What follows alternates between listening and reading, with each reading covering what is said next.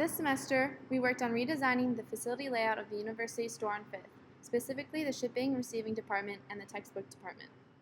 Our team includes Ariel Ewis, Nicolina Nani, Katrina Zugari, and Kendra Lavalley. The university store on Fifth provides goods and services for Pitt students and the surrounding community.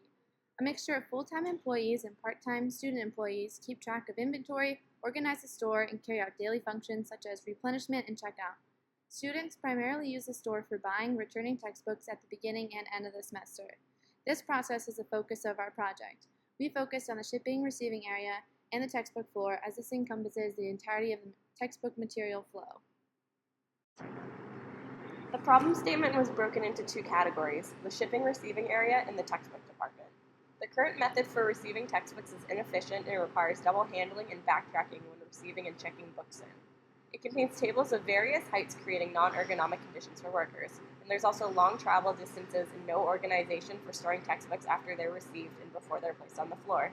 There's even an inventory space dubbed China because it's far away, unorganized, and causes replenishment delays. On the left, you can see the inventory space where there is little indication of what each box contains. On the top right is the unpacking area, which contains high benches that are not ergonomic to work at. The bottom right picture shows extra storage is just placed under workbenches. In the next slide, there on the left are storage carts kept in the way of the receiving area. The picture on the right shows storage behind pillars and under desks that are not ergonomic to access. The second problem is the textbook area. There's unintuitive organization where similar subjects are located randomly throughout the store. Students and staff experience difficulty finding textbooks, which causes excess flow and backtracking by students. There's also a lack of visual management and no easy way to identify sections and subjects. This increases the time it takes to find textbooks. There's also difficulty in obtaining managerial assistance since the manager's offices are located far from the textbook area. Finally, there are empty and overfilled textbook shelves and carts and boxes impeding the flow throughout the area. The first picture on the left shows that a cart is blocking the information desk where students receive help finding textbooks. On the right is a picture of books stacked on the floor. We approached the redesign of the shipping receiving area by first walking through the shipping and receiving area to become familiar with the department. We then analyzed the current process of the shipping and receiving, and we also identified relationships between different areas and as well as problem areas, for example, losing inventory due to long travel distances. We then collected relevant data to assess and measure the impact of changes, and then we generated an alternative layout. Our data sources include the qualitative flow diagram of the current layout as shown on the left, conversations with management and employees to understand the current flow and relationships between different areas, and the measured distances between these areas. For this department, our assumptions are pillars and stairs cannot be moved, the Center for Creativity must remain in its current location, and the receiving dock needs to stay in its same location due to sharing with other locations. For this department, we created an REL chart to determine the relationships between the different areas. This chart can be seen on the left. We use this chart to assess the current layout as well as develop the alternative. We also utilize distance measurements to calculate the total distance traveled for the original layout.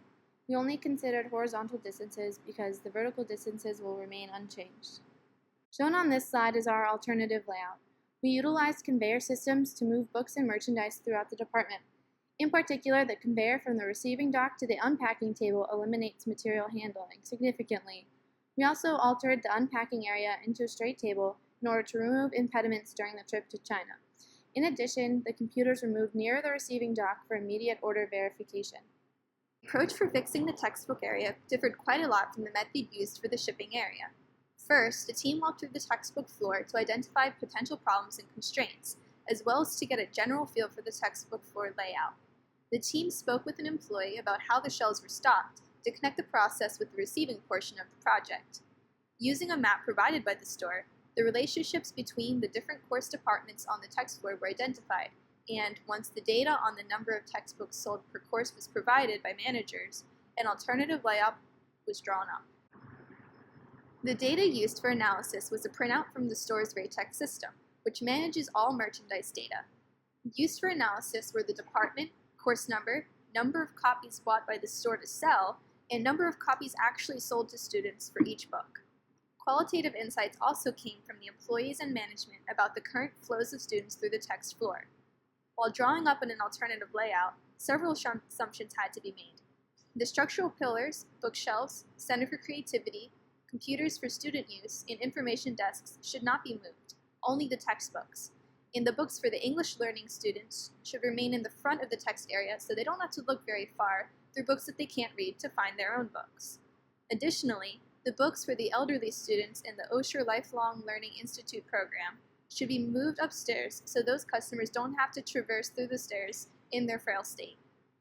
The data on text sales from the RateText report was then plugged into an Excel sheet and organized according to number of books sold per course. The graph on the left shows that most courses sold less than 100, and the average was actually around 21 books. Once the data was sorted in Excel, the courses were then separated into 3 categories to identify the top 20 some departments with courses that sold the most books, as shown on the right. Any department with a course that sold over 300 books was given first priority of placement in the new layout. Anything that sold between 150 and 300 books was placed in a second grouping, and all other courses were to be filler courses.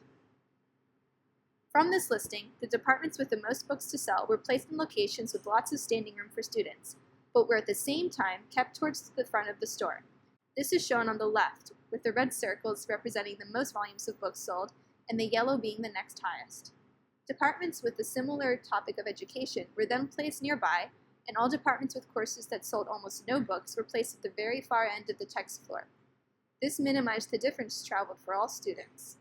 Additionally, the map on the right with the blue circles shows the courses that freshmen typically buy from, and they were also kept near each other to minimize the time that those students spent on the floor, since freshmen are the #1 customer of the university store. The new layouts show significant improvement from the original ones.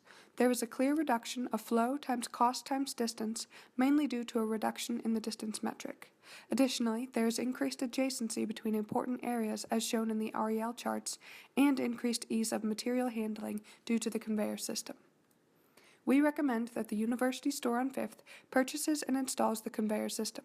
All other changes can be implemented manually through movements of tables and equipment as well as reordering of stocking.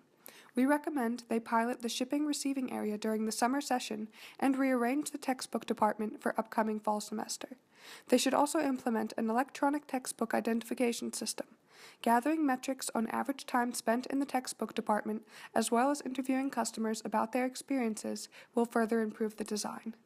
We would like to thank the employees and managers of the University Store on 5th for their help in answering our questions and giving us access to the facility. We would also like to give a special shout out to Kat for connecting the team with the University Store on 5th and for being extremely familiar with the layout and processes.